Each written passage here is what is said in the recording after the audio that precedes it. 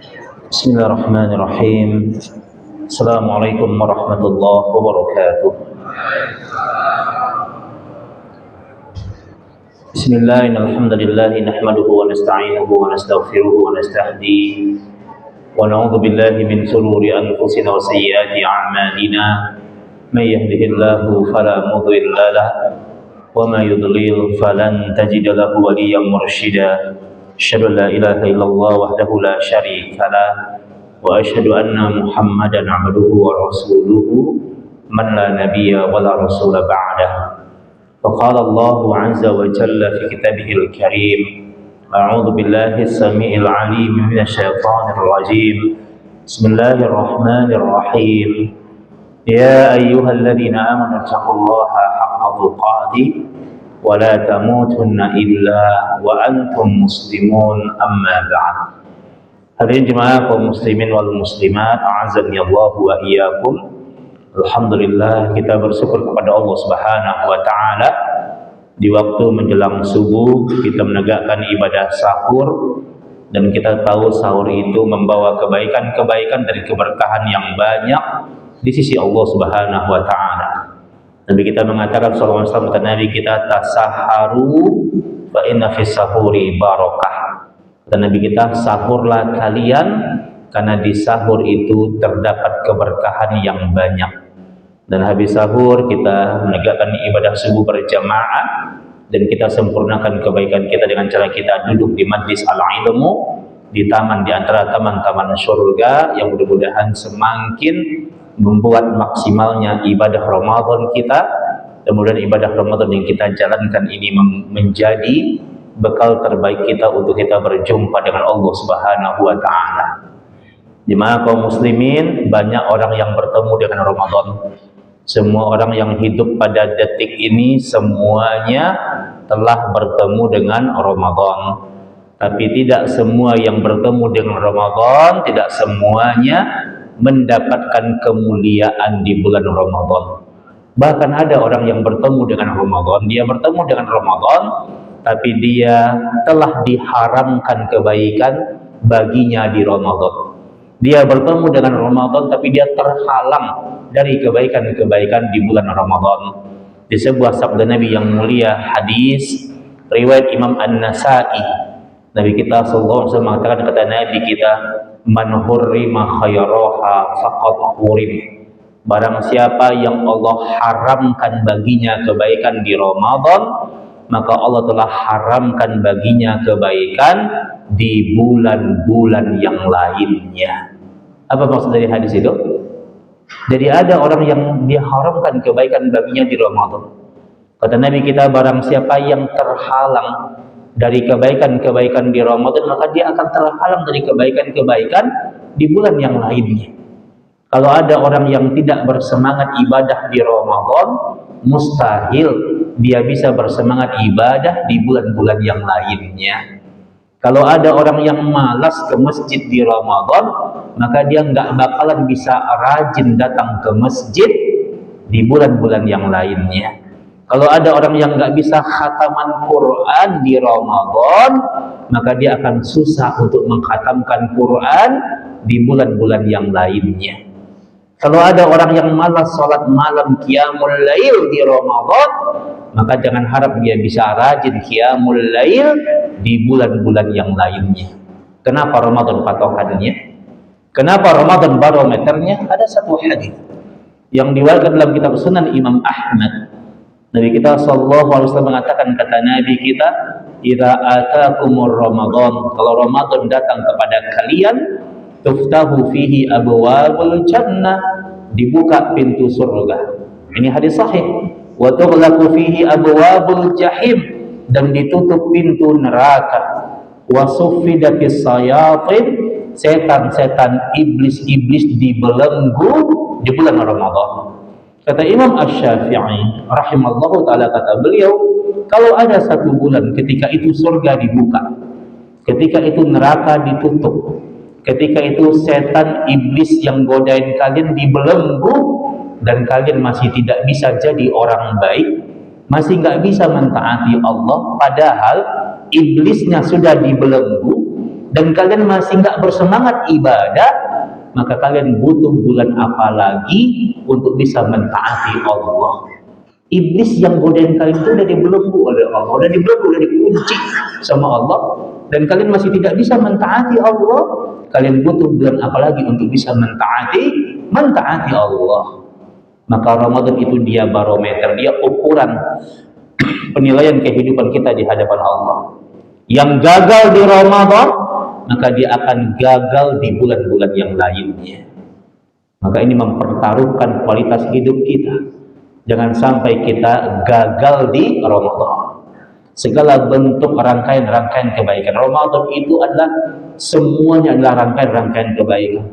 Menit-menit dan detiknya adalah waktu-waktu yang berharga. Jangan sia-siakan Ramadan. Hari ini kita hidup di Ramadan. Allah sajikan kita berbagai macam amalan soleh untuk bekal terbaik kita berjumpa dengan Allah Subhanahu wa taala. Kita sekarang kumpul, kita di sini kumpul, kita sekarang di rumah Allah yang mulia ini kumpul, kita sekarang di sini. Sadarkah kita di saat kita kumpul sekarang di sini, di saat ini juga ada jutaan ahli kubur minta balik ke dunia. Kita kumpul sekarang di sini, sekarang kita kumpul di sini, di saat ini juga ada jutaan ahli kubur memohon kepada Allah minta balik ke dunia.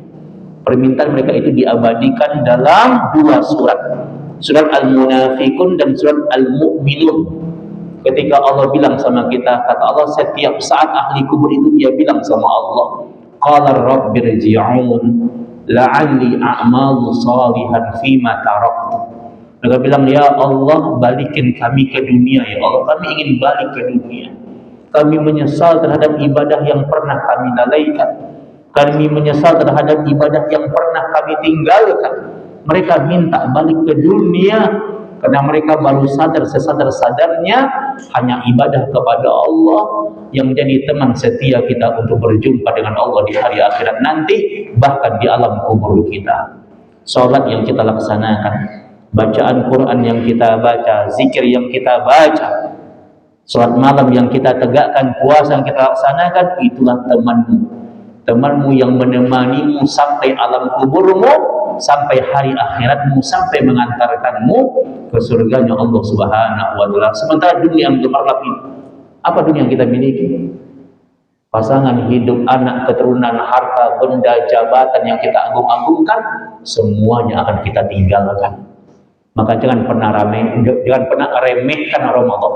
Jangan pernah meremehkan Ramadan, jangan pernah mengabaikan Ramadan.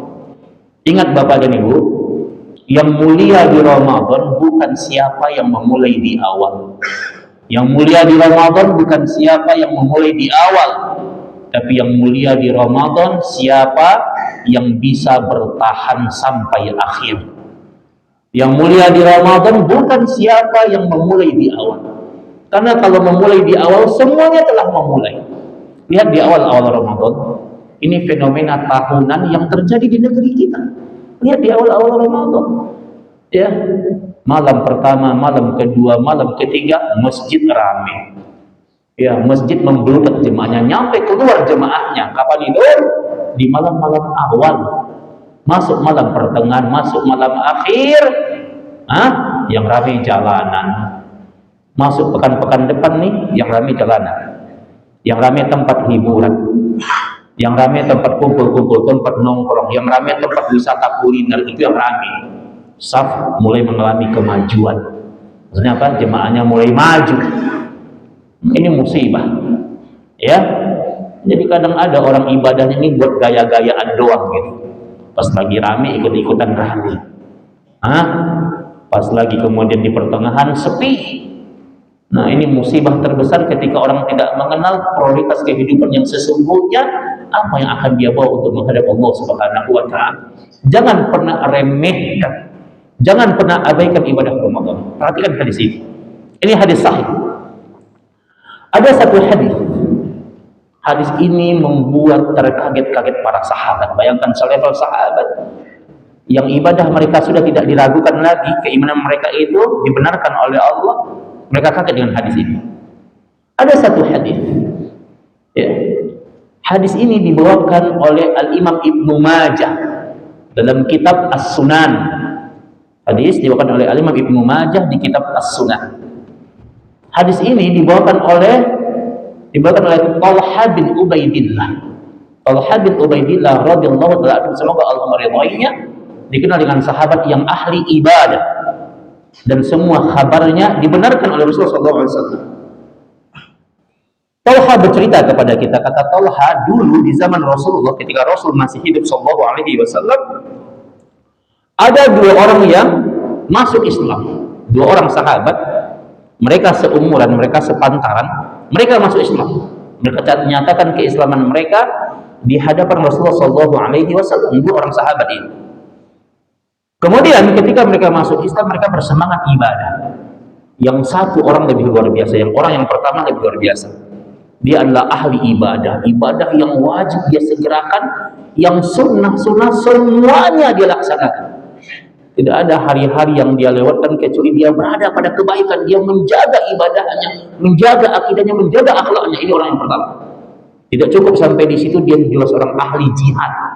Setiap Rasul mengumumkan perang, maka dia adalah berada di saf pertama, mujahid fisabilillah, seorang ahli jihad. Coba antum lihat, begitu sempurnanya orang ini, ya, dia ahli ibadah dan dia juga ahli jihad. Sahabatnya yang nomor dua, yang satu lagi, ibadahnya biasa-biasa saja. Biasa yang dimaksud adalah yang wajib dia laksanakan semuanya, dia segerakan, yang sunnah-sunnah dia sempurnakan semampunya. Ibadahnya biasa saja yang kedua itu. Kemudian ketika Rasul mengumumkan perang, maka sahabat yang ahli jihad ini, yang ahli ibadah, yang ahli jihad, dia ikut berperang bersama Rasul. Ketika dia ikut berperang bersama Rasulullah SAW, kemudian dia terbunuh. Kata Rasul, dia syahid, dia mati sebagai syuhada di jalan Allah. Meninggalnya dalam kebaikan, dia seorang mujahid, dia syahid fi sabilillah. Dan yang satu tidak ikut berperang, dia tidak ikut berperang dia. Kemudian di malam harinya Talha bermimpi, Talha tidur, Talha bin Ubaidillah dia tidur, kemudian dia bermimpi. Kata dia, wa yara annani ka'annani fi babil jannah. Kata Talha, di hadis itu aku melihat diriku dalam mimpiku itu seolah-olah aku sedang berdiri di depan pintu surga. Aku berdiri di depan pintu surga. Dan ada sebuah pemandangan yang mengagetkan Talha di mimpinya. Apa yang dia lihat? Dia melihat ternyata sahabat yang nomor dua ini, yang ibadahnya biasa-biasa saja, ternyata dia lebih duluan masuk surga. Dia lebih duluan masuk surga daripada sahabat yang ahli jihad dan ahli ibadah ini. Ibadah yang biasa-biasa saja, dia duluan masuk surga. Masya Allah. Ya. Dan kata Rasul, ini kan dua sahabat nih, yang satu kemudian dia berjihad di jalan Allah, ya, yang satu kemudian dia ibadahnya biasa-biasa saja. Tapi kata Rasul, yang kedua ini dia masih hidup 1 tahun. Dia masih hidup 1 tahun sepeninggal sahabatnya. Jadi ketika sahabat yang pertama meninggal dunia, mujahid ini, yang berjihad ini, kemudian yang satu ini dia masih hidup setahun baru dia meninggal dunia. Maka kata Talha di mimpi itu dia melihat yang ibadahnya biasa-biasa ini duluan masuk surga. Kemudian Talha terbangun dan kemudian Talha langsung menghadap Rasulullah Shallallahu Alaihi Wasallam dan Talha bicara tentang mimpinya, bercerita tentang mimpinya. Kemudian Rasul tersenyum. Kata Rasul, ma ta'ajjabaka, apa yang bikin engkau itu terkaget-kaget? Kenapa engkau harus heran? Kata Rasul. Kenapa engkau harus heran? Kata Rasul, laqad sadaqaka, mimpimu itu benar. Mimpimu itu benar. Allah telah mengkhabarkan dalam wahyu yang Allah berikan kepadaku, mimpimu itu benar. Jadi sahabat yang dianggap ibadahnya biasa-biasa ini memang benar, dia akan duluan masuk surga daripada mujahid ini. Kata Rasul, apa yang bikin engkau kaget? Kenapa engkau heran? Kata Allah, ya Rasulullah, bukankah kemudian orang ini ahli jihad? Dia adalah seorang ahli ibadah. Kenapa yang ibadahnya biasa-biasa ini dia lebih duluan masuk surga? Kata Rasul, bukankah sahabat yang nomor 2 ini, dia Allah berikan kesempatan hidup 1 tahun sepeninggal sahabatnya yang meninggal dunia duluan. Dan ketika dia hidup 1 tahun itu, ketahuilah dia bertemu dengan bulan Ramadan. Ketika dia hidup 1 tahun itu, ketahuilah dia bertemu dengan bulan Ramadan. Dan di Ramadan itu dia melaksanakan ibadah dengan penuh kesungguhan. Dan di Ramadan itu Allah mengampuni dosanya.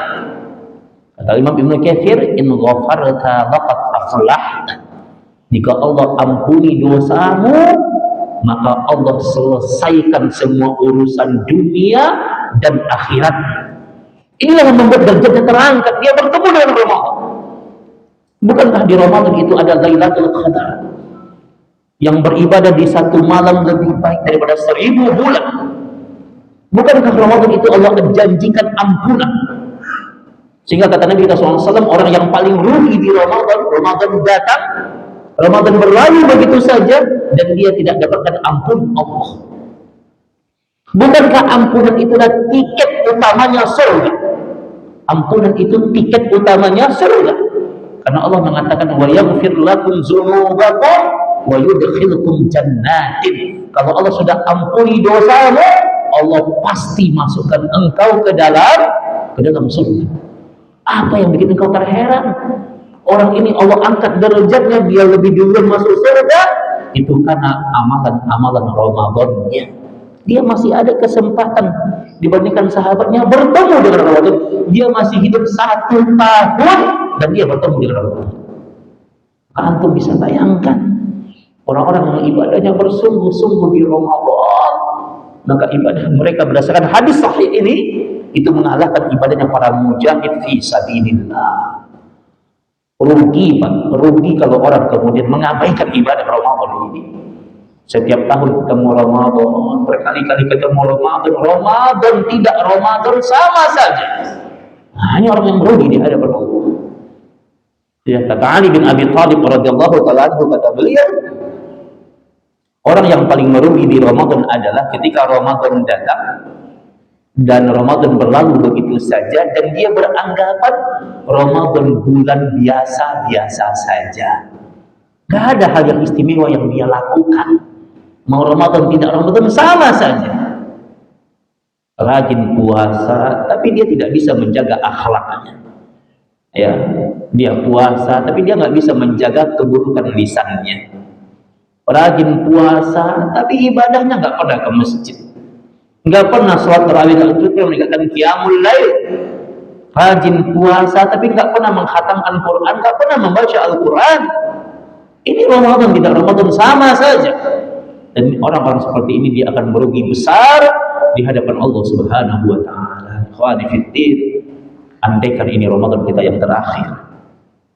Andaikan ini Ramadan kita yang terakhir, jadikan ini bekal terbaik kita untuk kita berjumpa dengan Allah Subhanahu wa taala.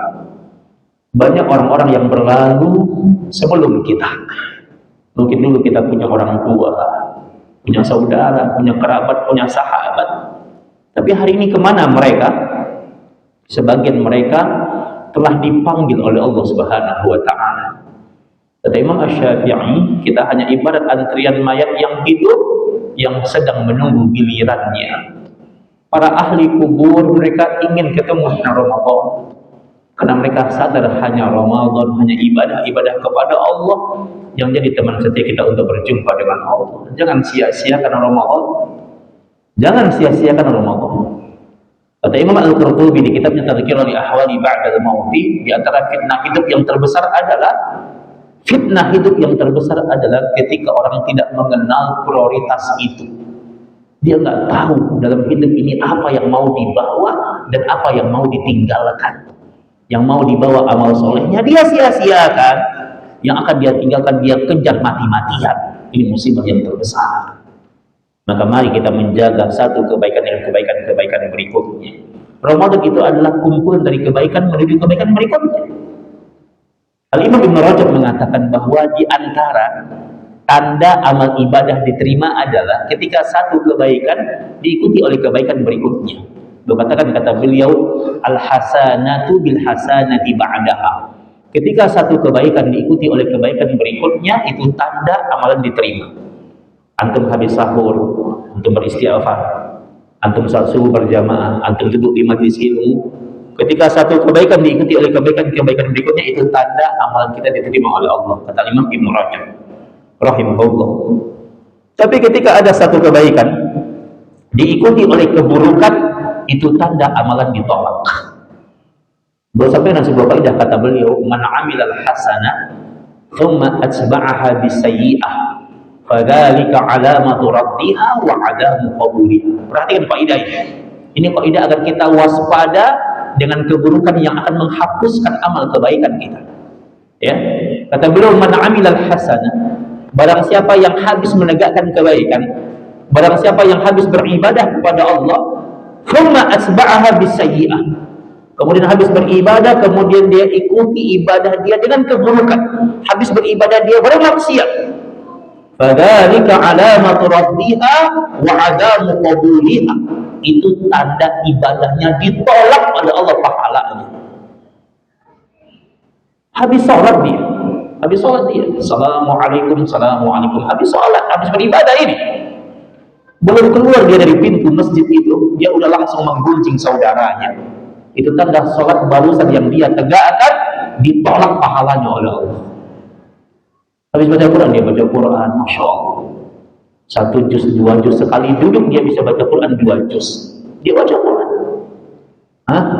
Ketika asik baca Quran, ditelepon sama temannya, asik ngobrol, nggak sadar kalau obrolan ternyata sedang membuka aib orang lain, nggak sadar ternyata asiknya obrolan sedang mencela orang lain, nggak sadar ternyata asiknya obrolan sedang menggunjing orang, padahal Quran masih di genggaman ini. Itu tanda Quran yang barusan dia baca ditolak pahalanya oleh Allah. Ini yang kita ingat nih, waspada kita dengan segala perkara yang menjerumuskan kita kepada perkara yang akan menghapuskan amal soleh kita.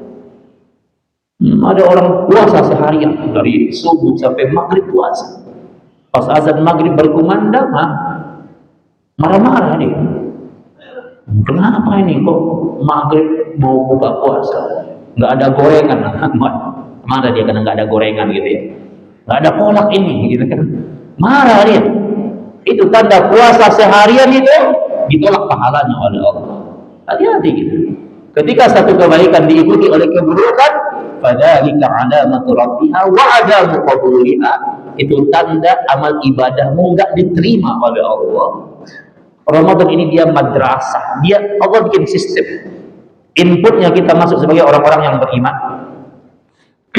diproses selama 1 bulan penuh, dan outputnya mudah-mudahan kita nanti di 1 Syawal terlahir sebagai orang-orang yang bertakwa.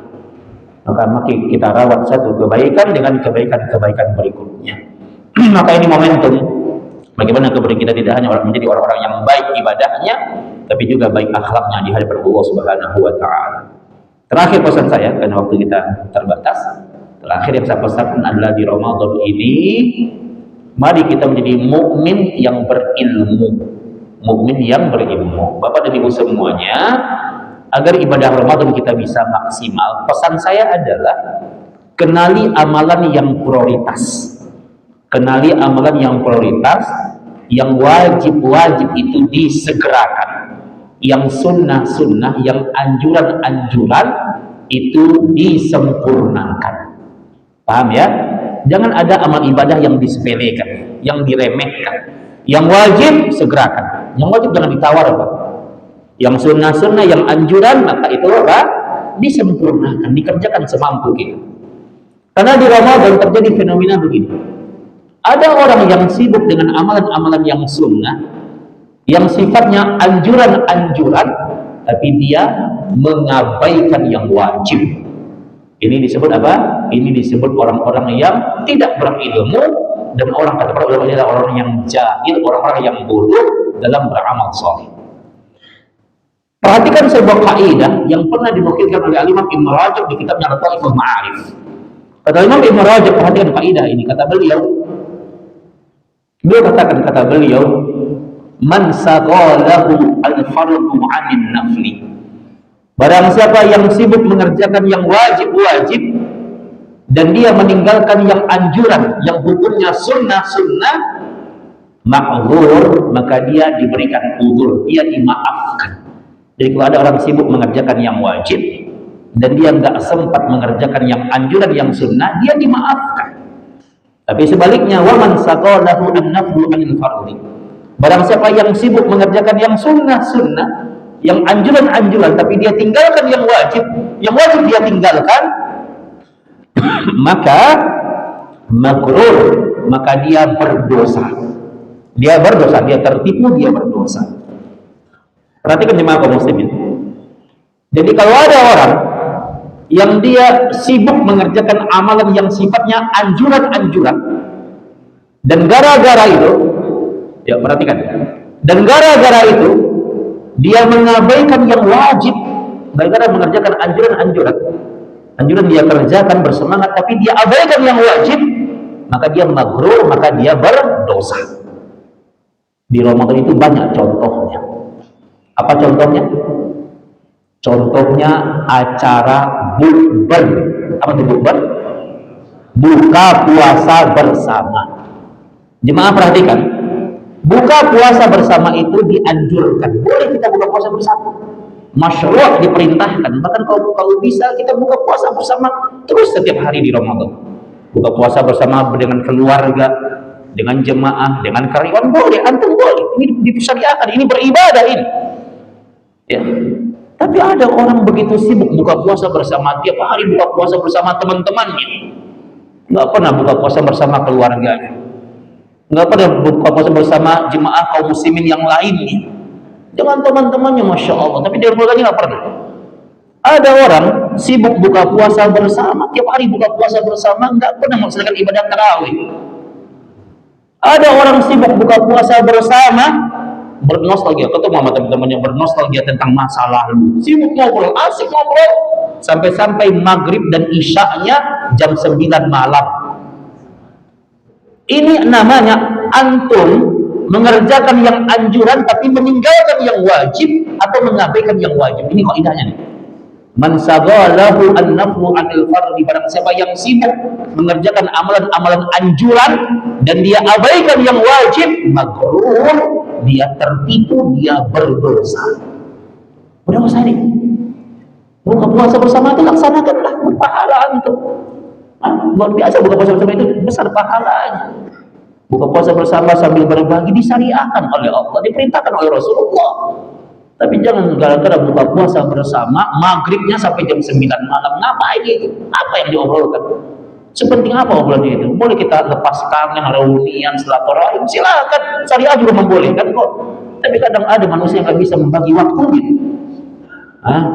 Barang siapa yang sibuk mengerjakan yang anjuran, dia abaikan yang wajib, dia berdosa. Banyak lagi contohnya. Apa lagi contohnya? Saya pernah ketemu di tahun lalu, ada seorang ikhwan. Di 10 malam terakhir dia rajin tahajud. Jadi 10 malam terakhir dia i'tikaf, 10 malam terakhir dia beriktikaf semalaman, habis tarawih witir kemudian dibaca Quran semalaman, tahajud luar biasa. Kata temannya, Ustaz, ini orang aneh, Ustaz. Kenapa aneh? Saya bilang, dia semalaman dia tahajud, baca Quran, nanti kalau habis sahur itu dia tidur, habis sahur.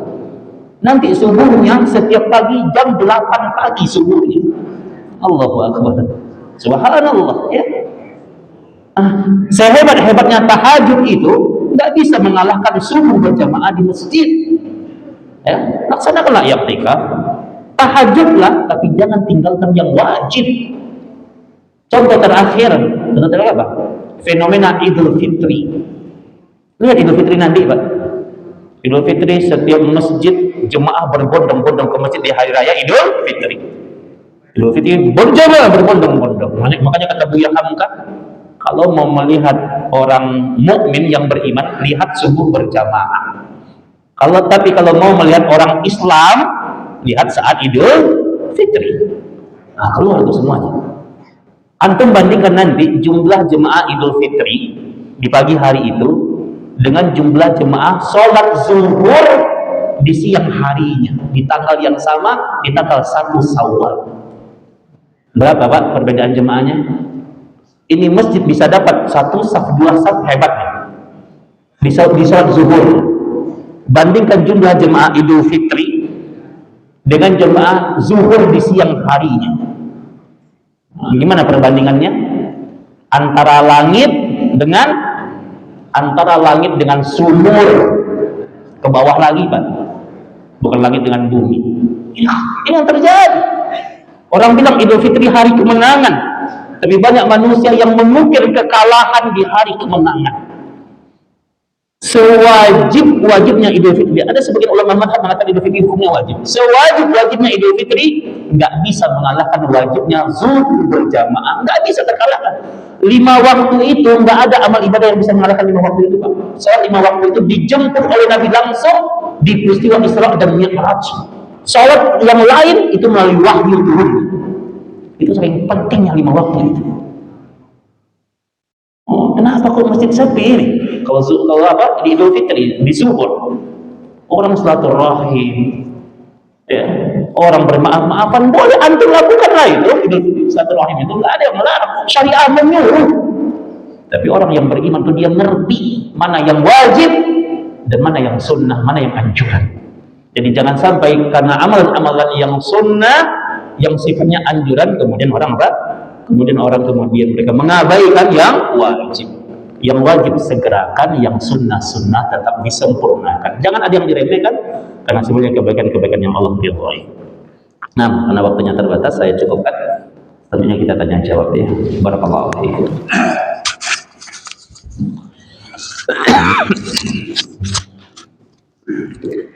Ya, assalamualaikum warahmatullahi wabarakatuh. Waalaikumsalam warahmatullahi wabarakatuh. Ustadz, pertanyaan yang pertama, apakah benar di bulan Ramadan setan-setan itu dibelenggu, iblis tidak dibelenggu karena iblis ada di laut? Nah, barakallahu fiikum. Iblis dengan syaitan, kalau kita lihat dalam kaidah di kitab Lisanul Arab, Imam Ibnu Al-Arabi mengatakan itu bisa maknanya disamakan, bisa sama maknanya, bisa beda. Ya, nah, kalau dibedakan, sebagian ulama mengatakan iblis itu adalah zatnya, maka setan adalah sifatnya. Makanya kadang-kadang kan orang sering pakai kata-kata setan dalam kehidupan ya. Kalau melihat kemudian ada orang yang marah-marah, kita bilang itu orang kesetanan tuh. Nah, karena dia mengatakan setan itu sifat gitu ya, sifat yang kemudian suka marah, emosian gitu ya. Maka ingat di hadis itu mengatakan wasyaitan, artinya syaitan itu bisa bermakna iblis atau sebaliknya. Ini cukup dalam kajiannya, tapi ala kulli hal kalau kita ingin mengambil ini maknanya sama, maka ingat yang dimaksud dengan hadis itu ketika Nabi mengatakan di hadis riwayat Imam Ahmad dan An-Nasa'i mengatakan wasufidati syayatin, iblis dibelenggu, maka maksudnya adalah raja-raja iblis. Jadi yang dibelenggunya para kibar, ya, para raja-raja iblis, para kibar-kibar iblis itu dibelenggu. Tapi kerucil-kerucilnya, ya, yang kecil-kecilnya itu masih berkeliaran. Masih berkeliaran. Yang pembesarnya dibelenggu. Jadi kalau ada orang yang masih dia sehat, dia kuat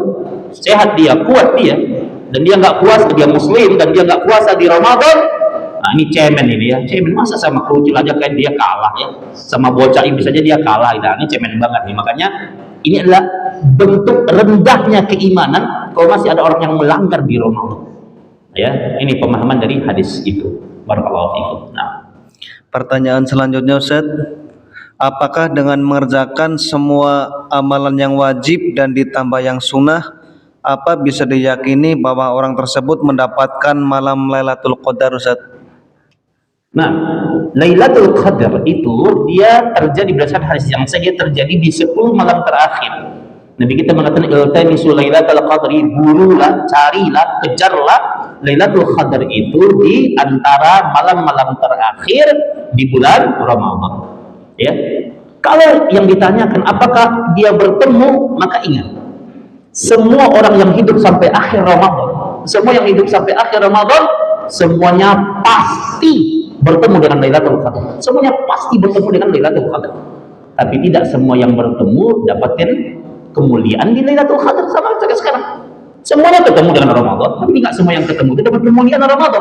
Kalau hanya persoalan ketemu, kita akan ketemu. Tapi pertanyaannya adalah ketika kita ketemu, ngapain kita di malam itu?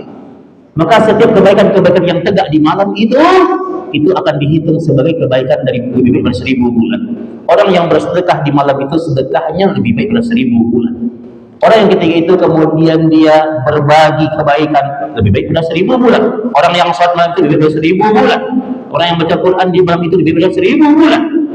Maka Lailatul Qadar itu akan di malam, di tempat manapun dia ada, Ingat, itu sepanjang malam, masuk maghrib sampai azan subuh berkumandang, semuanya akan dihitung kebaikan bagi yang menegakkan kebaikan. Semua akan dihitung. Tapi ingat, sunnah Nabi yang mulia, bahkan ketika Nabi meninggal dunia, dilanjutkan oleh istri-istri beliau radhiyallahu taala anha, istri beliau yang mulia, maka cara mereka menjemput Lailatul Qadar dengan cara mereka beriktikaf di masjid. Beriktikaf di masjid. Jadi kalau ditanyakan apakah amalan yang wajib, amalan yang sunnah itu bisa bertemu dengan Lailatul Qadar, maka bisa. Bisakah dapat kemuliaan? Maka bisa. Ya. Saya ingin katakan begini, Allah itu Maha Adil. Ada yang nanya ke saya, dan kita baca di kitab Fatawa Al-Mu'asyirah karya Syekh Muhammad bin Shalih Al-Utsaimin, bagaimana hukumnya wanita yang wanita yang haid, wanita yang datang bulan.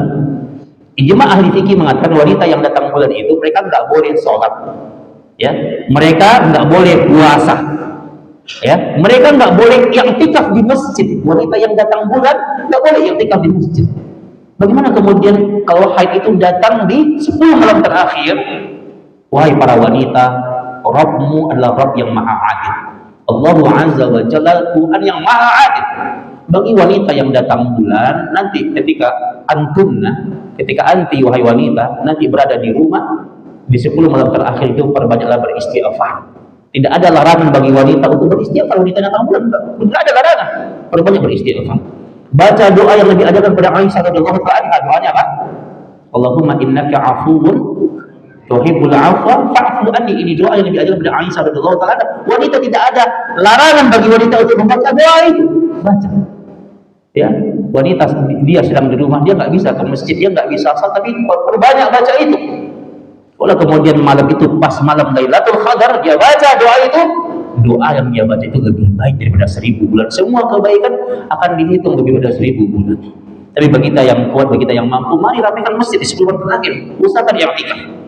Tapi bagi kita yang mungkin uzur syar'i, lagi sakit, mungkin ada orang di malam 10 malam terakhir dia terbaring di rumah sakit. Allah Maha Adil, dia bisa beristighfar, dia bisa berzikir, zikirnya akan dihitung lebih baik dari 1000 bulan.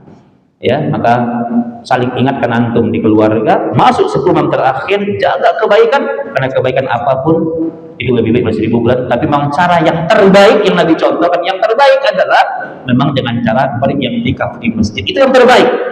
Bukan berarti kalau ada orang yang punya uzur syar'i, ada halangan, bukan berarti mereka tidak dapatkan. Mereka bisa dapatkan, ya, yang terbaik itu dengan kondisi mereka, ya, dan itu bentuk keadilan Allah. Kalau bisa i'tikaf, itulah sunnah yang terbaik, itu yang paling sempurna. Tapi dengan tidak mengabaikan orang-orang yang berada pada kondisi tertentu. Begitu Islam memandangnya, dan begitu kaidah-kaidah sunnah dan dalil yang sahih mengajarkan kepada kita. Barakallahu fiikum. Iya, pertanyaan terakhir Ustaz. Bila mendapat malam Lailatul Qadar sesuai dengan ciri-cirinya seperti matahari redup dan tenang di malamnya, doa apa yang utama yang selain memohon ampunan kepada Allah Ustaz?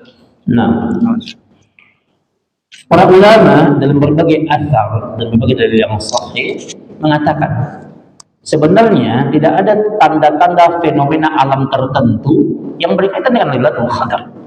Dulu kita di kampung-kampung sering mendapatkan hal-hal yang terkadang tidak jelas sumbernya. Nanti kalau Lailatul Qadar nanti pohon kelapa nunduk gitu ya, Masya Allah ya. Kita lihat tiap malam nggak ada pohon kelapa yang nunduk sama kita. Masya Allah. Akhi kadim ikhwani fiddin, imani apa yang Rasul sampaikan. Ya, dimana apa yang Rasul sampaikan. Memang ada beberapa isyarat tertentu tentang alam ya, seperti di siang harinya itu cerah gitu ya, kemudian cerahnya itu menyejukkan. Ini memang ada hadis sahih. Tapi berkaitan dengan hal-hal yang tidak logis gitu ya, hal yang tidak logis, maka ini tidak ada asal usulnya. Pertama yang ingin saya sampaikan adalah saran saya di 10 malam terakhir adalah pertama perbanyak berdoa. Ya, doa yang paling utama itu adalah doa minta ampun. Karena kalau ampunan Allah udah kita raih, maka Allah mudahkan dunia dan akhirat kita. Ya, doanya yang tadi saya sampaikan, ini adalah doa yang Nabi langsung ajarkan kepada Aisyah. Masuk 10 malam terakhir, maka perbanyak baca doa ini. Allahumma innaka afuwun tuhibbul afwa fa'fu anni. Allahumma innaka afuwun. Ya Allah, sesungguhnya Engkau itu Maha Pengampun.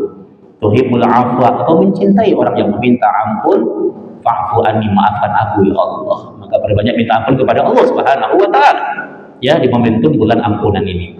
Terus doa apa lagi? Silakan minta kebutuhan dunia akhirat kita. Bisa kita doa apapun. Ya, doa agar kita diselamatkan di dunia dan di akhirat. Doa agar kita diselamatkan dari siksaan kubur. Doa agar kita diringankan hisabnya. Doa agar kita diberatkan timbangan di mizannya. Doa minta anak cucu yang soleh dan soleha. Doa minta rumah tangga yang berkah. Doa minta rezeki yang banyak dan halal. Doa minta disehatkan dalam ketaatan. Doalah semuanya doa. Ya, maka doa apapun boleh ya. Maka doa semuanya, tapi doa yang paling utama kata Nabi kita adalah doa minta ampun. Permintaan itu banyak, minta kebaikan itu banyak, tapi sebaik-baiknya doa adalah doa minta ampun kepada Allah. Karena kalau Allah sudah ampuni dosa kita, maka kita akan dimudahkan dalam segala bentuk macam urusan-urusan kita. Akhwani fiddin, sudah masuk waktu syuruk ya. Tapi di sunnah Nabi mengajarkan bahwa ketika azan bunyi ini, ketika ini tanda seru ini berbunyi, antum jangan langsung sholat. Itu kaidahnya. Jangan langsung sholat, karena di antara waktu yang terlarang sholat adalah ketika matahari terbit. Itu adalah waktu yang dilarang untuk sholat. Baca di semua kitab fikih mu'tabar. Jadi kalau bunyi ini, antum kasih dulu jeda waktu, ya jeda waktu sejenak, baru antum sholat. Dijedah dulu sejenak, ya jangan pas matahari terbit antum sholat. Itu adalah waktu yang terlarang. Nah, jadi kalau udah bunyi, kasih jeda waktu sejenak, baru antum menegakkan sholat. Begitu kaidah fikihnya, ya. Mari bersama kita sebelum kita melaksanakan ibadah syuruk kita berdoa. Ini adalah bulan yang baik, kita bersama kita berdoa. Kita berdoa, kita bermunajah di bulan yang penuh keberkahan ini. Kita doakan kebaikan untuk diri kita, untuk pasangan hidup kita, untuk anak-anak kita, untuk keluarga kita, untuk jemaah kita. Dan jangan lupa di momentum yang baik ini doakan kedua orang tua kita. Doakan kedua orang tua kita. Doakan ayah dan ibu kita. Mereka adalah manusia paling berjasa dalam hidup kita. Jadi mereka sudah meninggal dunia, terbaring di liang lahat kuburannya. Di Ramadan ini mereka merindukan doa-doa kita. Di Ramadan ini Allah janjikan kesejukan alam kuburnya kalau anak-anaknya yang soleh mendoakan orang tuanya. Maka kita berdoa, kita bermunajah. Kita awali doa kita dengan cara kita beristighfar. Kita minta ampun kepada Allah Subhanahu wa Ta'ala. Astaghfirullah wa atubu ilaih. Astaghfirullah wa atubu ilaih. Astaghfirullah wa atubu ilaih. A'udzu billahi minasyaitonir rajim. Bismillahirrahmanirrahim. Alhamdulillahi rabbil alamin hamdan yuwafi ni'amahu wa yukafi'u mazidah ya rabbana ya zal jalali wa dzikril karim wa 'azimi sultanik. Allahumma shalli 'ala Muhammadin wa 'ala alihi wa sahbihi wa sallam. Allahumma bika asbahna wa bika amsayna wa bika nahya wa bika namutu wa ilaika an-nusur. Allahumma inna nas'aluka 'ilman nafi'a wa rizqan thayyiban wa 'amalan mutaqabbalan. Allahumma a'inna 'ala dzikrika wa syukrika wa husni 'ibadatik.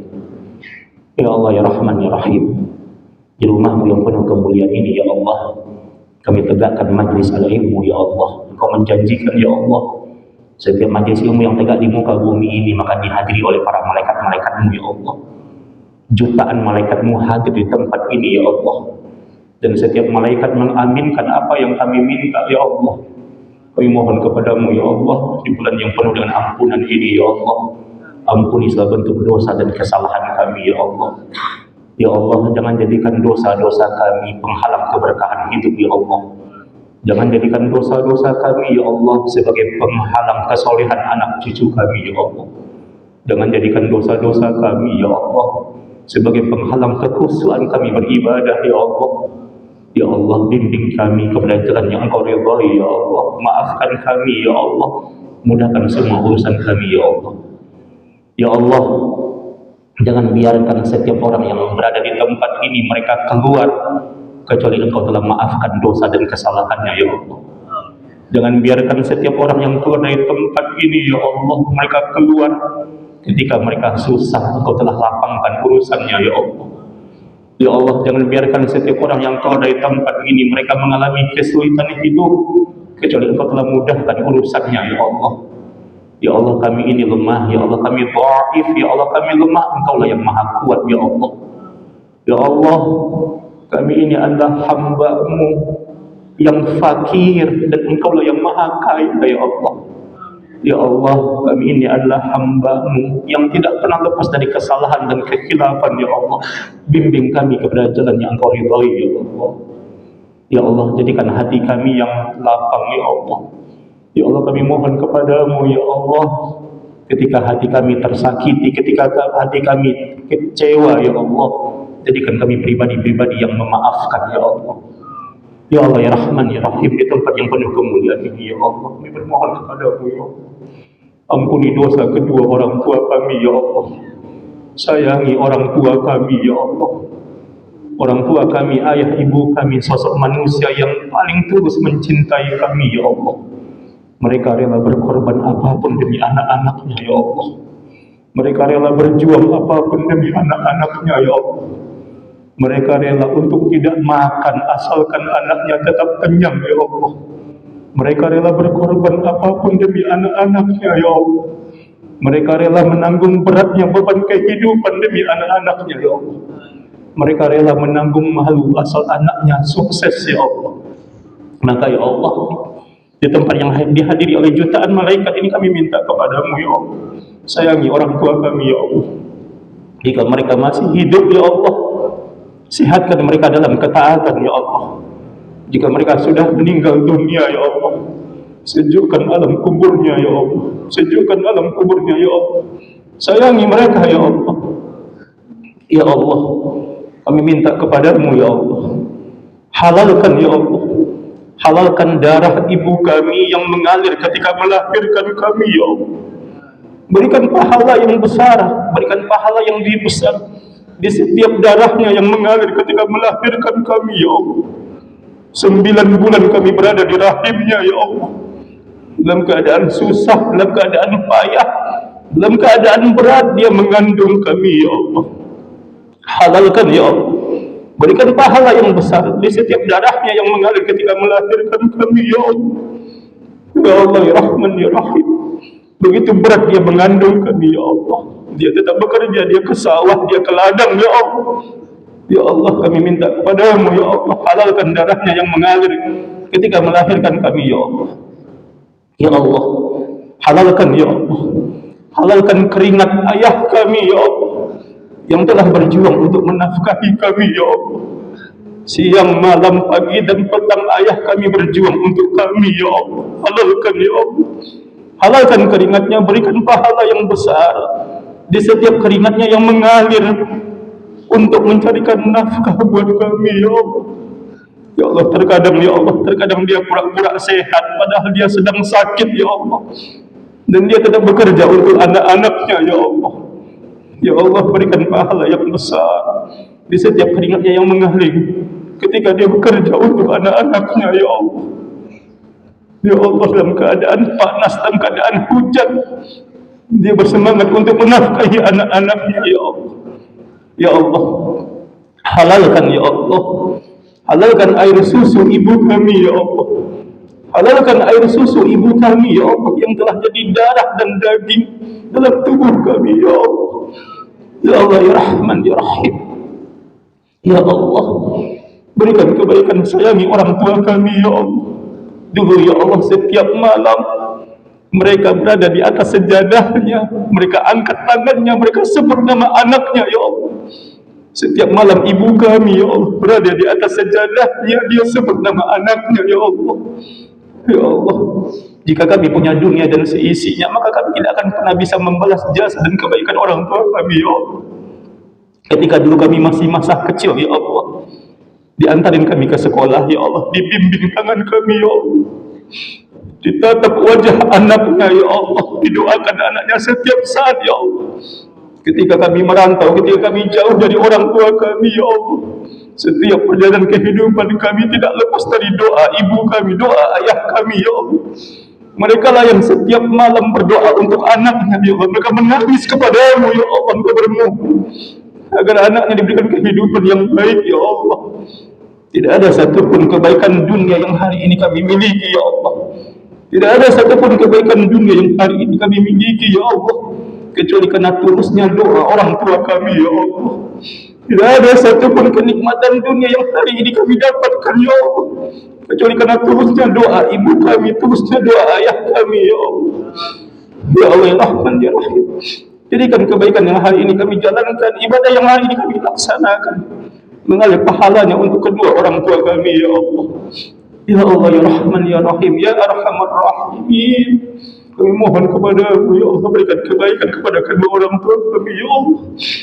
Boleh jadi ada di antara kami ya Allah, ketika mereka masih hidup ya Allah, kami belum sempat membalas jasa dan kebaikan mereka ya Allah, dan mereka terbaring di liang lahat kuburannya ya Allah.